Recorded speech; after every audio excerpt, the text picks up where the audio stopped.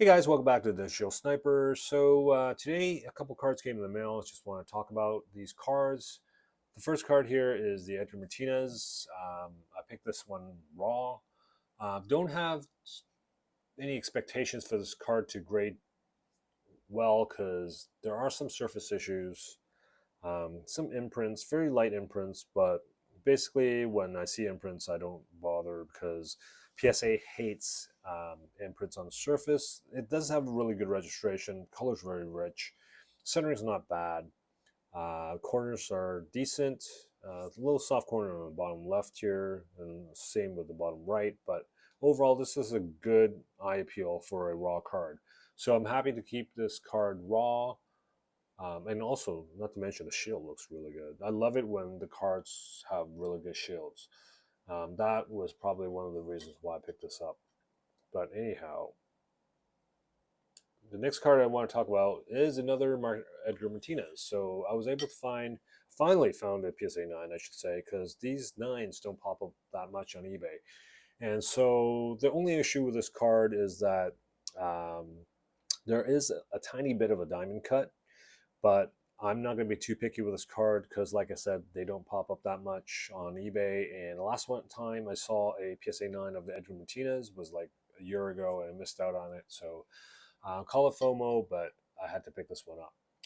Now, the third card is the Mark Witten. So if anyone is familiar with this card, there's very low, high grade pop. We're looking at like 10 PSA 9s and no graded higher. So I previously purchased a PSA 9 Mark Witten, but it's over in Canada and I haven't brought it back yet. But that one does say it's an error card. But however, I think that I don't know, because this seems to be the same error card where the arm is over the border, but it doesn't say it's an error card. So I don't know. But anyways, so I think that, while this may not be a star caliber player, I think that, these cards will eventually, especially in PSA 9, will have a higher demand um, as we see more Desert Show collectors and possibly set collectors that will require these cards in higher grades. So as long as they're not that expensive, I don't mind picking them up. And I don't think I got this for like it was a pretty decent price. So now the fourth card here is the Dave Stewart. Once again, not a star caliber player, but a relevant player, especially while he was playing for the Athletics, and I think he was playing for a year for the Blue Jays in '93. Um, so once again, I got the great looking card, great eye appeal, PSA 9, and I practically paid for the cost of grading for this card, and to me, that's a no-brainer.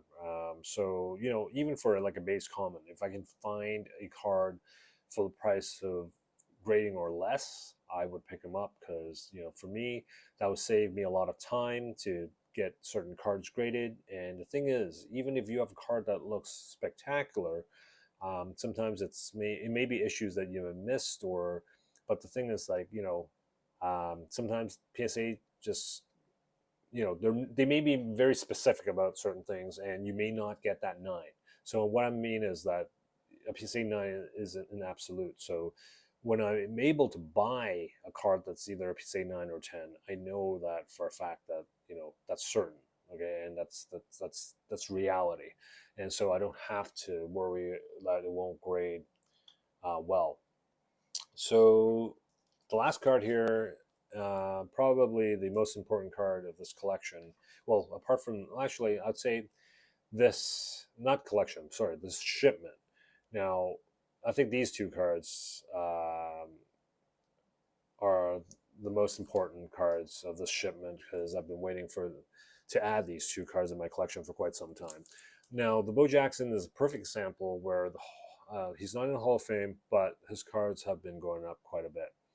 So I definitely suggest that if you can find a Bo Jackson PSA 9 for like less than 400, it's definitely worth investing in. I do see these cards to go up, and especially now with the national and the holidays coming up, I think that the PSA 9s will probably reach like $4,500 easily.